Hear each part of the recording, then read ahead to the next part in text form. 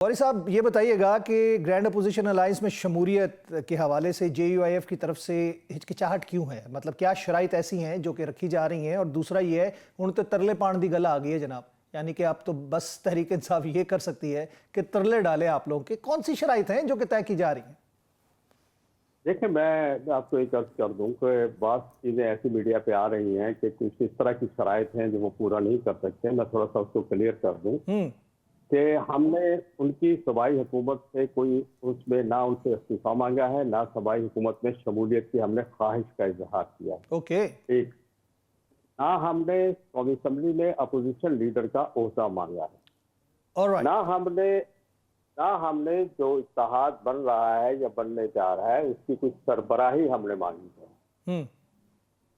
और ये इस तरह की कुछ बातें कर रही है मीडिया पे जो मैं समझता हूँ किसी और जराए से आ जाती है खबर। हकायक इससे बिल्कुल मुख्तलिफ है। हकायक ये है कि 16 साल तक तो हमारे उनके दरमियान में जो फासले रहे हैं, और सब जानते हैं कि हमारे उनके दरमियान में दूरियों की वजूहात क्या थी, तहरीकों की वजूहात क्या थी। हम उस पर जो हमारे तहफ़्फ़ुज़ात हैं, जिसको आप सियासी भी कह सकते हैं, नजरियाती भी कह सकते हैं, उन तहफ़्फ़ुज़ात के हवाले से हमने 15-16 बल्कि 20-22 दिन पहले असद कैसर साहब को हमने कुछ तहफ़्फ़ुज़ात दिए थे। हमने कहा इसको आप दूर कर लें ताकि हमारा कारकुन और आपका कारकुन हाथों में हाथ डाल के तहरीक के लिए तैयार हो जाए। लेकिन फिर उसके बाद उधर से खामोशी रही, कहा गया कि हमें मुलाकात का मौका नहीं मिल रहा और फाहम नहीं हो रहा बानी पार्टी से, तो इसलिए फिर उसकी तरफ से जवाब नहीं आया। इस दौरान मौलाना साहब भी मुल्क से बाहर चले गए, तशरीफ ले गए, जो रात को अल्हम्दुलिल्लाह खैरियत से पहुंच गए पाकिस्तान में। तो फिर 2 दिन पहले असद कैसर साहब ने रब्ता किया था, तो काबजात मुफ्ता साहब कोयटा से, तो उन्होंने कहा कि मैं वापस आ जाता हूँ, फिर इस पे बैठ के बात करते हैं। PTI का रवैया जो है, ख़ास तौर पर हम मुक़्तदरा की बात करें या फिर हम इस्टेब्लिशमेंट की बात करें, वो कहीं आड़े तो नहीं आ रहा? आपको लगता है कि मामलात को तय करने में वो रवैया भी आड़े आ रहा है? नहीं, मैं समझता हूँ कि ये अभी तक PTI और हमारे दरमियान में ऐसी कोई बात हुई नहीं कि हम वहां तक पहुंचे। अगर PTI को कर रही है तो अपने तौर पे बात कर रही है, उससे हमारे मुश्तरका यही मसाइल है ना कि अगर वो बात कर रही है, ये भी एक नहीं, वो बयानिया तो एस्टेब्लिशमेंट के अगेंस्ट लेकर आते हैं ना। मैं उसकी बात कर रहा हूं कि वो कोई मामला बीच में तो नहीं आ रहा। नहीं, देखिए, मेरा ख्याल जब कोई इत्तेहाद बन जाएगा, हम किसी चीज पे बैठ जाएंगे, मुश्तरका फिर TRO बनेंगे, तो फिर किसी का जाती बयानिया उसमें नहीं होगा, फिर इत्तेहाद का बयानिया होगा। अलबत्ता इत्तेहाद में जो क़यादत आएगी, जो हमारे साथ बैठेगी, जो इत्तेहाद के फैसलों के अंदर शरीक होगी, मैं समझता हूँ उस क़यादत को बाख्तियार होना चाहिए। उस क़यादत को फैसले करने के लिए उसको खुली छुट्टी मिलनी चाहिए। दहशतगर्दी का फिनोमेना बढ़ रहा है गौरी साहब, दहशतगर्दी का फिनोमेना बढ़ रहा है, और हमने देखा है कि जो एक बंदा हमने पकड़ा और शरीफुल्लाह को हवाले किया, ये 10-15 दिन पहले की स्टोरी है, और उसके अंदर जो कुछ हुआ, फिर उसके बाद जो पाकिस्तान के अंदर हुआ, कूड़ा खटक में, दारुल उलूम में हमने देखा, फिर जो बन्नू में अटैक हुआ, आप समझते नहीं है कि ये तमाम मामला जो है एक ही सिलसिले की कड़ी हैं? देखिए, बात यह है कि हमने शरीफुल्लाह तो पकड़ के दे दिया, जो पाकिस्तान में इतने हजारों शरीफुल्लाह ने हमारा जीना हराम किया हुआ है, उनको आप क्यों नहीं पकड़ते हो? मसलन अब जी टू मोर पे देखें ना, आप पूरा इसमें KPK और बलूचिस्तान में देखें ना, असला बर्दार फिर रहे रोडों के ऊपर, आप उनको, वो तो आपके कंट्रोल में नहीं आ रहे हैं। गलती किसकी है? सूबाई हुकूमत की है, किसकी है? गलती यह है कि अवामी नुमाइंदे नहीं है। आज आपका वजीर आला गया है बन्नू में, जाके उसने पूछा है तुम्हारे ऊपर क्या हुआ है? आप वो वजीर आला गया है कर्क में, उसने पूछा है अली अमीन ने वहां जाके क्या हुआ है? वजीर आला साहब पहुंचे हैं अपना कूड़ा खटक में, जो बिल्कुल नहीं, वो अवामी नुमाइंदे नहीं है। अवामी नुमाइंदे नहीं है तो गौरी साहब ये बता दीजिए, क्या वो फॉर्म 47 है जिसका ये खुद जिक्र करते हैं? हम कह रहे हैं सब 47 है, हम किसी एक सूबे को इसमें छूट नहीं देते।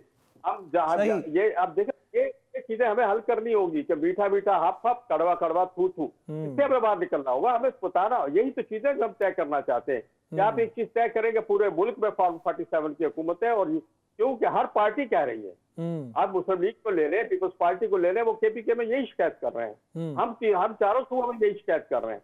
तो जब PTI भी 3 सूबों में शिकायत करे, तो इसका मतलब ये है कि पूरे मुल्क में यही सिस्टम है, तो हम माने ना, आप तस्लीम करें और इसको ठीक करें। अगर इसको ठीक नहीं करेंगे, अवामी नुमाइंदे अवाम में नहीं जाएंगे, दहशतगर्दी खत्म नहीं हो सकती।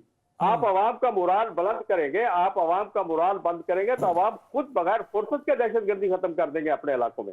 लेकिन जब आवाम का मोराल बुलंद नहीं है, उनके नुमाइंदे उनके अंदर मौजूद नहीं है, तो फिर वो कैसे ये सारे मामला से लड़ सकते हैं और झगड़ सकते हैं।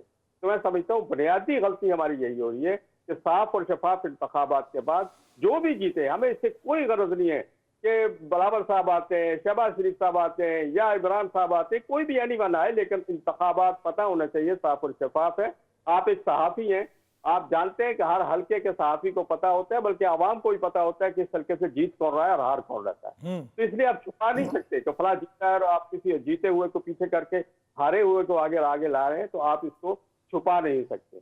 इसलिए साफ और शफाफ इंतखाबात होने चाहिए, और यही मैं समझता हूँ मेन मकसद होना चाहिए इस इत्तेहाद के बनने का।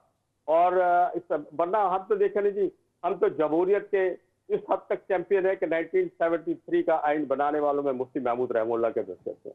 हमसे अगर पूछते हो पार्लियामेंट की बालादस्ती का, तो हमें तो वो दिन भी याद है जब मुफ्ती महमूद रहमुल्लाह को कौमी असम्बली से उठा के बाहर फेंका गया था। हम उस दिन से पार्लियामेंट की बालादस्ती की बात कर रहे हैं, हम उस दिन से इस आइन की बालादस्ती की बात कर रहे हैं जिस दिन हमें जनाब जनरल जियाउल हक ने कोड़े मारे थे।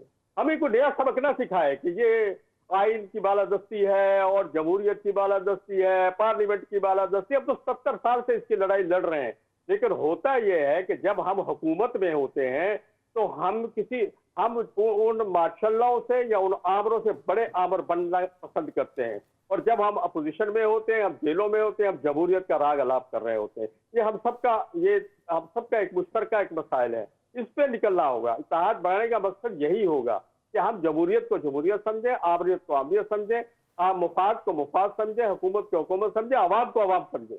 पैगाम जो जेल से दिया गया है बानी पीटीआई की जानिब से, वो क्या दिया गया है? असल तो एक मैसेज पहुंचाया गया जिसके बारे में बड़ी चिमगइयां की जा रही हैं। देखिए, मैं तो इस पे थोड़ा सा जुमला मैं कहना तो नहीं चाह रहा कि सख्त हो जाता है कि वहां से आने के बाद सलमान अकरम राजा साहब की एक प्रेस कॉन्फ्रेंस में कुछ जुमले ऐसे थे और जुमले हैरानकुन थे, और फिर इस तरह अली मीन गुंडापुर का 2 दिन पहले एक स्टेटमेंट आ गया। फिर उसी तरह कल असद कैसे साहब कह रहे थे कि हम पेशावर के तमाम हल्के खोलने के लिए तैयार हैं, और ये मुझे लगता है कि हमारे को तहफ़्फ़ुज़ात भारी तो नहीं पड़ गए अभी तक, हमारे पास तहफ़्फ़ुज़ात। तो वही पूछने की कोशिश कर रहा हूँ मैं जनाब आपसे, वही भारी पड़ गए। उसकी वजह से इस तरह के बयानात उनको वो दे रहे हैं कि शायद वो हमसे मुलाकात से कबल उसको भारीपन को कम कर सकें। अच्छा, इसमें जहां तक आ रहा है हुकूमत गिराओ तहरीक मौलाना फजलुर रहमान मान जाएंगे क्या? मतलब हम इस बात के ऊपर तयशुदा है कि जी हुकूमत इस्तीफा दे और इलेक्शन कराए, ये एक पॉइंट मुत्तफिका है? क्यों, किस लिए हुकूमत को गिराना है? मकसद तो बताएं। हुकूमत गिराने के को मकसद तो होना चाहिए ना। तो यही तो हम तो 2018 में भी यही कह रहे थे, और आज भी उसी में कह रहे हैं कि इलेक्शन साफ और शफाफ नहीं हुए। बल्कि छोड़े जी, हम तो ये 1970 से कह रहे हैं, ये रो रहे हैं कि इलेक्शन साफ और शफाफ नहीं हुए। 70 साल से इस तरीके के साथ चल रहे हैं। अगर इलेक्शन साफ और शफाफ नहीं होते, जब तक हम बैठ के ये मामला तय नहीं करते कि इलेक्शन साफ और शफाफ कैसे होंगे, वो हल्के जो इसमें मुदाखलत करते हैं उनको हम इस पे एग्री ना कर सकें, एग्री कर सकें कि भाई आइंदा साफ सुथरे होंगे, तो उस सूरत में तो हुकूमत गिराने की जरूरत भी है और इलेक्शन कराने की भी जरूरत भी है। लेकिन अगर चेहरा इमरान खान का तब्दील करके शहबाज शरीफ का लाए हैं तो हमें तो फायदा नहीं हुआ। हमें तो वही नजर आ रहा है जो इससे कबल था, कोई नई तब्दीली तो हमें महसूस नहीं हो रही। तो अगर चेहरा ही तब्दील करना है तो मैं समझता हूँ चेहरा तब्दील करने के लिए सियासी कारकुनों को क्यों तकलीफ देते हो? असल मसले की हल की तरफ आओ। असल मसला ये है कि मुल्क इस वक्त इन इंतखाबात का मुकम्मल नहीं हो सकता जिस किस्म के किए जा रहे हैं।